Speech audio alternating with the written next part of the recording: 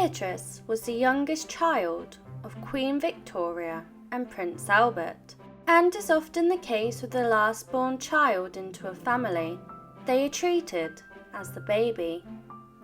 This did not stop her being subjected to her mother's judgement of her children and her domineering behaviour to all that she could control.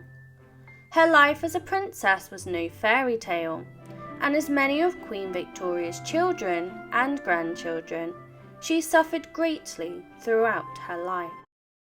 Please continue to support my channel by subscribing. Her birth was scandalous. Beatrice was born in 1857. She was the 9th child of Queen Victoria, who was famous for not liking children, pregnancy, or childbirth. It was her dislike and discomfort in labour that led the public to view her birth and child in a scandalous manner. The use of pain relief was looked down upon at the time, as it went against nature and God's law. But Queen Victoria decided to use chloroform to dull her labour pains, which displeased the public greatly. Beatrice became a scandal even before she was born and had taken her first breath. She was the baby of the family. As the youngest of the royal brood, she was treated better at the beginning of her life, and both her parents spoilt her more than the others. Queen Victoria, who believed all babies were ugly, had called her last child, a pretty, plump and flourishing child. Prince Albert was overjoyed that the child would go on to become an intelligent woman, so that he could have intellectual debates with her as she grew older. This love did not come for free, as it was later revealed. She was subjected to emotional burden. All of her other siblings were adults, and they had all had their own issues and scandals. The future King Edward was living a debauched lifestyle that the royal couple disapproved of, and Beatrice was the last child living in the household, and it was due to this that they relied so heavily on emotional support from their only 4-year-old child. And that is a burden that was put on her that no child could possibly bear. She was the favourite. When her grandmother died, she was left to further support her mother in grieving for her. Victoria had pushed the majority of her children away so that she could grieve in peace, but she did allow Beatrice to comfort her, something a young child should not be responsible for doing. She lost her father at a young age. Only a few months after her grandmother passed, her father then died suddenly from a lifelong issue such as Crohn's that led to a problem with his bowel that later turned to sepsis. Beatrice was only a toddler. She was not equipped to death with such a devastating loss. Queen Victoria did not believe her grief was as great as hers. Princess Beatrice had to grow up very fast. When her father died, her mother plunged into such a deep despair that she basically lost her mother too. She famously dressed in black for the rest of her life and truly never got over Albert's death, withdrawing from her royal duties and her family duties too. Her mother used her like a live-in doll. Queen Victoria pushed all of her children away during her grief, but Beatrice was the chosen one, and she was expected to comfort her mother, and one of her tasks included laying in her mother's bed at night. There are reports that the Queen would pull Beatrice out of her bed and lay there sleepless, clasping to her child, while the Queen was wrapped in the night clothes of a man who could wear them no more. She endured intense pain for her mother. Beatrice was intelligent, and she was also a talented piano player. This hobby is something she was forced to give up due to an illness called rheumatism, which caused her pain and stopped her playing. Queen Victoria was not sympathetic of her daughter's pain and forced her to go out with her in sub-zero temperatures, even though it made her condition worse.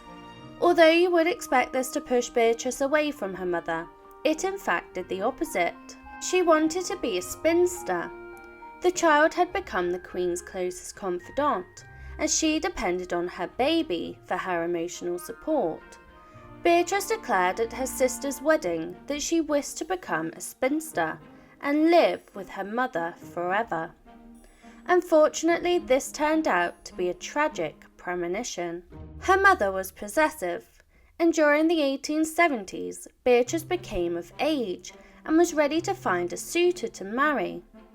As a royal princess, she became one of the most eligible brides of Europe.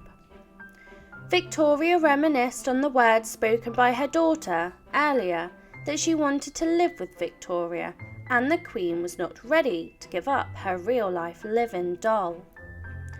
Taking Beatrice's young words to heart, Victoria genuinely didn't want to give up the girl. She encouraged her daughter to stick to her word in becoming a spinster so that she could be her confidant and personal secretary forever. But she had a crush on a French prince. It was not long before this idea of becoming a spinster was long forgotten, when eligible suitors began knocking at Beatrice's door. One of the handsome suitors was that of Napoleon Eugenie, the son of Emperor Napoleon III and Queen Victoria's close friend, Empress Eugenie. The younger Napoleon was a European pedigree with a mass of connections, and Queen Victoria could finally envision her daughter with this man, but that was only until tragedy struck this eligible man. Her suitor met a terrible fate. Beatrice received a telegram in 1879 that turned her heart to ice when she received the news that the eligible groom, Napoleon Eugenie, had died on the battlefield after he entered the Anglo-Zulu War. Beatrice then announced the news to her mother, who took the news empathetically when the pair shared a tearful and stunned time together. But her mother had a deranged plan for her. It was the death of the leading suitor of Beatrice that led to her mother suggesting something that was completely illegal and immoral. Queen Victoria wished for Beatrice to marry her dead sister's widower, Louis IV, Grand Duke of Hesse. Her sister had not long died, only a year before, and Beatrice was nearly fated to marry the grieving husband. She almost betrayed her sister, but the British royal family felt that Beatrice would be a perfect fit to care for the large brood of young children that her sister had left behind. The Queen thought Beatrice could act as a substitute mother for them, as she was used to being the emotional crutch of her mother, so would have made a perfect match to a grieving husband. The happiness of Beatrice was completely ignored, and she was also grieving the loss of her future husband and her sister. Luckily for her, it was against the law to marry her sister's widower, and her family went to great lengths to change the law to make it legal, but fortunately for Beatrice, they failed to do so. She attracted attention from all over Europe. Queen Victoria did a full 180 and flipped straight back to the idea of Beatrice becoming a spinster and living at home with her forever. However, the eligible bride was back on the market, and her availability attracted men from all over Europe once again. Several suitors came out of the woodwork, including Prince Louis of Battenberg. Queen Victoria did everything in her power to stop this courtship. Following on from part 1, find out how Queen Victoria tried to stop her daughter from marrying a prince. She ghosted a prince. Prince Louis was interested in the eligible bride, but Queen Victoria was not keen on the idea. She wanted to appear to be playing nice, so she invited him to dinner. She took this opportunity to sit right in the middle of the matching pair, in an attempt to interrupt any blossoming romance between them. After the dinner, she then demanded that Beatrice ignore Louis completely. The pair did not go any further, and it wasn't until years later that Louis understood from Beatrice why she had ignored him. This was the beginning of the end for her relationship with her mother. Her ex went on to marry someone else.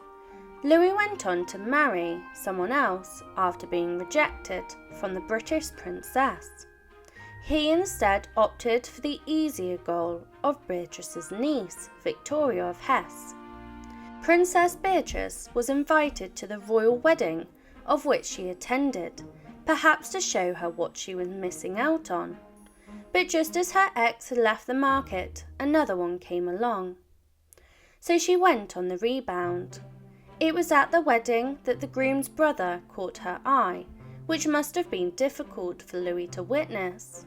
She spent the wedding day with Prince Henry of Battenberg, and they enjoyed each other's company, talking, dancing, and sharing flirtatious romance. Beatrice returned home and told her mother she was to wed Prince Henry. Queen Victoria was in charge of the matchmaking between the members of her family, and her permission was required for a marriage to go ahead.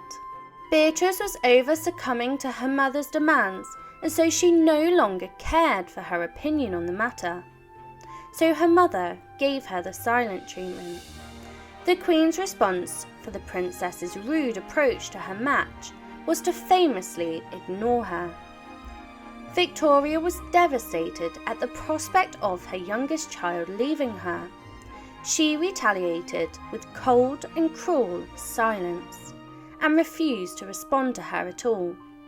She ignored Beatrice for 7 months, only writing notes to her if she needed to communicate something. So Beatrice had to make a big sacrifice. A year and a half after the princess had announced her engagement to Prince Henry, the Queen finally agreed to speak to her daughter face to face, but she was armed with a selfish ultimatum. Victoria was insistent on not giving up her child living with her, and she very selfishly demanded that if Beatrice wished to marry her Prince Charming, that the newly married pair would move in with her after the wedding. This was an attempt to control her daughter, and she had a lot of time to think of the best tactic to do this. With few other options, Beatrice agreed, and it would eventually end in tears. She went on to have a fairy tale wedding, and Beatrice finally got to the wedding she desired, and in the summer of 1885, she had a very opulent wedding, flaunting the wealth of the British royal family in a fairy tale event. She finally married Prince Henry of Battenberg, and Queen Victoria gave her daughter her wedding veil, as Beatrice had always loved lace. This was something that her other sisters were not privileged to receive. Despite the public display of wealth and happiness, behind the scenes, the princess was miserable because her mother stole the show. Beatrice's big day was plagued by the sadness of her mother, who made the whole spectacle all about her and her feelings. As she walked down the aisle to the loving husband she had waited so long to marry, her mother held back obvious tears. And the married pair didn't get a real honeymoon. The Queen forbid a honeymoon that reflected the opulence of the wedding day. Instead, she meddled in their blossoming marriage and requested that the newly married pair stay local, only miles from her home at Qua Abbey House on the Isle of Wight. It was while she was on this very low-toned honeymoon that she lost her innocence. Victoria likely spent her daughter's entire honeymoon breaking out into hives. Beatrice, who was young and naive, was unaware of what occurs on one's wedding night, and her mother loathed her daughter's further loss of innocence. Perhaps unsurprisingly then, Victoria also insisted they stay away only for a short amount of time. Beatrice was to become housebound, and she began to feel suffocated by the increasing demands of her mother. The married couple returned to the Queen's side, as was agreed in the selfish ultimatum. The Queen was now demanding that the princess and her husband not travel away from the home at any time, as she relied on them too heavily for them to leave her side. It didn't take long for this suffocating behaviour to turn into feuding, and her husband got restless.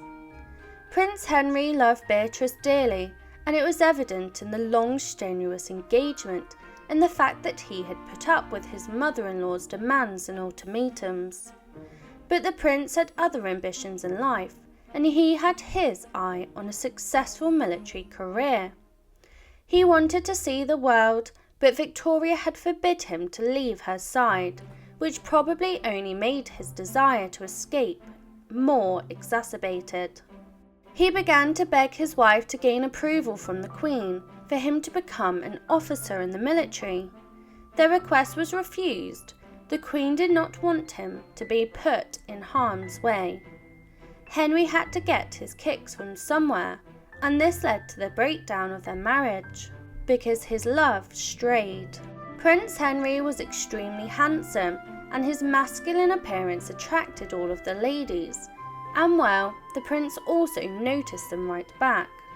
When Henry attended a carnival one year, word got back to Beatrice that he was keeping low company, and that his eyes and his body had wandered. This led to Beatrice taking desperate measures when she decided to spy on her husband.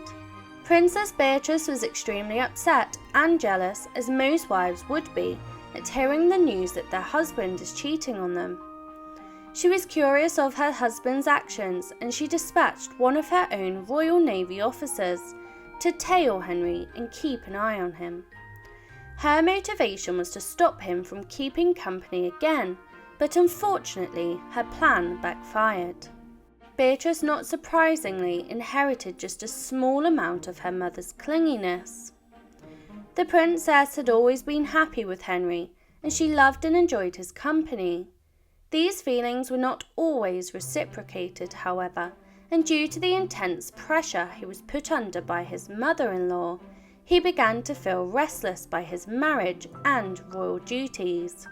He started to take more opportunities to slip away from the palace, until one year he went out in the worst way, when he literally ran away.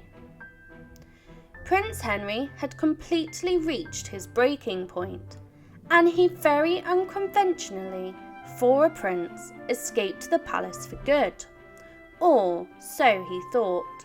He ran away to Corsica on a boys' trip with his brother Louis. What he faced next shocked him to his core. Queen Victoria used her extreme power and wealth to show him that he could not wander away as he pleases.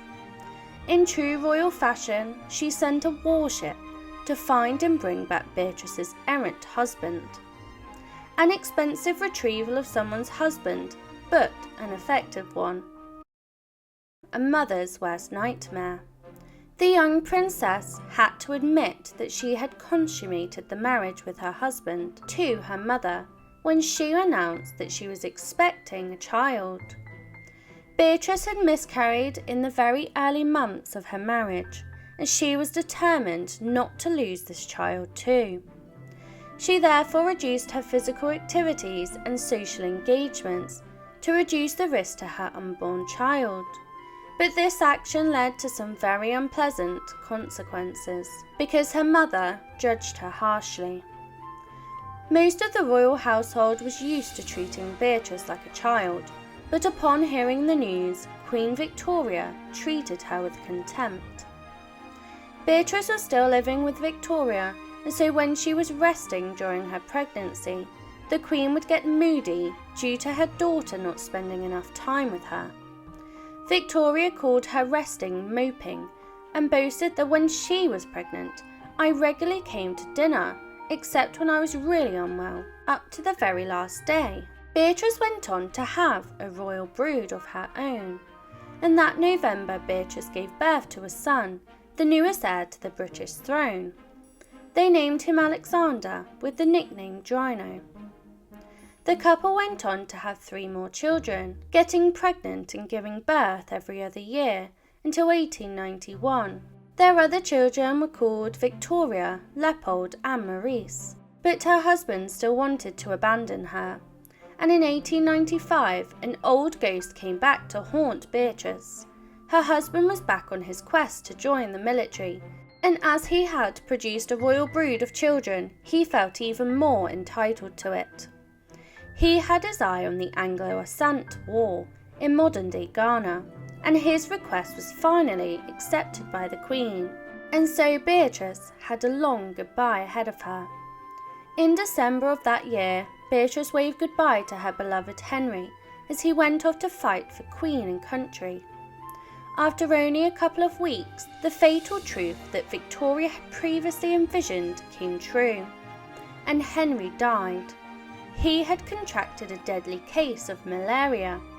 They sent him home to be with his family, but he did not make it back alive, because her husband had died a horrible death. Beatrice had heard the news that her husband was sick, and she was relieved that he would be coming home. But what happened next she did not expect. She went to meet the boat back from Africa, but when she expected to see her husband, she was instead greeted with a telegram telling her the news of her husband's death. Beatrice was understandably heartbroken. She had grown up in a household full of grief, and so she did what she knew best. She grieved for the Prince Henry, who she would never see again, and she withdrew from the court, and she refused to take part in many aspects of her life. She began to neglect her family just like her mother once did with their family. The Queen surprisingly attempted to cheer her daughter up, and she organised for her to have a dark room for her hobby in photography. But this gesture was not enough to pull her out from despair. The princess was unwilling to drag herself out of mourning, and this led to a breakdown of her relationship with her own children. History was repeating itself again through the generations. The children began acting out in school, with her daughter becoming troublesome and rebellious, and her eldest son, Alexander, telling unwarrantable truths. After all of the heartache that she had experienced in her life, she completely lost her purpose. On January the 22nd, 1901, Beatrice's life changed forever. This was the day that her mother died, ending the Victorian age, and leaving her free of her mother's influence for the first time. Ironically, her mother died on the 5th anniversary of the day she had learned of her husband's death, which led to a double dose of heartbreak. Not only this, but she also then began to have sibling rivalry, and when her mother died, she fell out of favour in the court, as she was not in a privileged position as she was previously. There was a giant gap in the ages between King Edward VII and Beatrice, which led to a relationship or bond never really forming. When Edward created his inner circle, Beatrice was completely omitted from it. She had completely fallen out of place in the hierarchy of the royal family, and she went on to make a huge mistake in the eyes of her brother. As the sister of the new king, she was still expected to act in the correct manner and attend all official events. One of the most important events she was invited to was the coronation of her brother as king. She had become clumsy during the service, and she dropped her prayer book, taking the attention completely away from the new king and putting it onto her, and this absolutely infuriated her royal brother. So he went on to betray her. Beatrice and her husband had spent the majority of their marriage at Osbourne House, and it was her mother's favourite home and also her place of death. Edward, however, wanted to sell it, much to her dismay, but she begged her brother not to, and only partially succeeded, with the king extending the grounds for her own Osbourne Cottage. She knew Queen Victoria's deepest thoughts though, and after Victoria passed away, Beatrice as her secretary was responsible for transcribing and editing the Queen's lengthy and detailed diaries for posterity and publication. There were hundreds of volumes, and Victoria did not leave out any details, and she covered her candid opinions on both her family and her country. So Beatrice took it upon herself to censor her mother. As her mother's closest confidant, she knew of her desire for privacy, and so Beatrice opted to remove enormous parts of her Victoria's memoirs. She reduced the hundreds of journals to just 111 volumes, and that took a whopping 30 years to complete. Beatrice's nephew, the future King George V, despised what his aunt was doing to his grandmother's legacy, but no one could stop her because she knew a big secret. The Queen deeply mourned the loss of her husband, Albert, for years, but it is rumoured that she did eventually find happiness again in the comfort of the arms of her Scottish personal attendant, John Brown. We may never know for sure, due to Beatrice removing much of her mother's journal entries, and so there is no proof of an affair. The Queen, however, was buried with a lock of his hair, which would be a very unusual thing for a colleague to do, unless there was more to it. Sadly, Beatrice's later years provided very little happiness. Her children were becoming part of the reason for her to be unhappy. Her daughter married Alfonso XIII of Spain, and she had climbed high up the hierarchical ladder.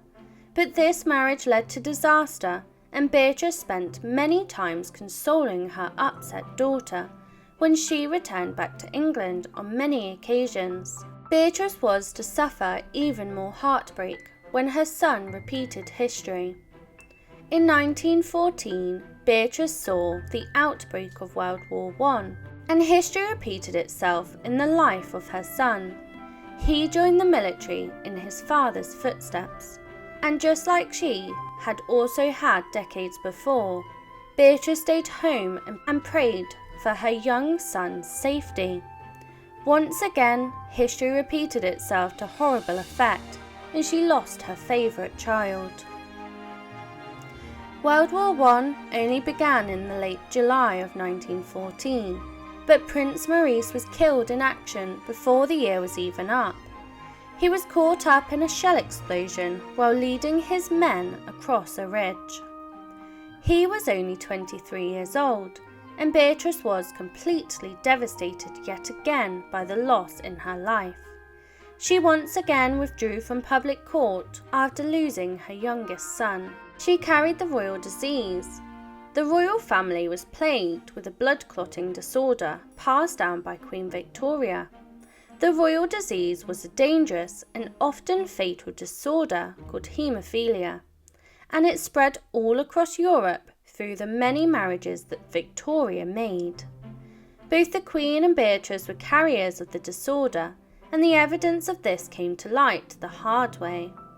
In 1922, her son Leopold needed knee surgery, but as a haemophiliac whose blood could not clot, he died at only 32 years old. In the end, Beatrice endured long past so many of the people that she loved. She even outlived her nephew, King George, and publicly laid wreaths in memory of him. She only passed on October the 26th, 1944, at the ripe old age of 87. Please continue to support my channel by subscribing. Please comment, like and subscribe if you wish for more stories, and leave your suggestions below and I will endeavour to cover them.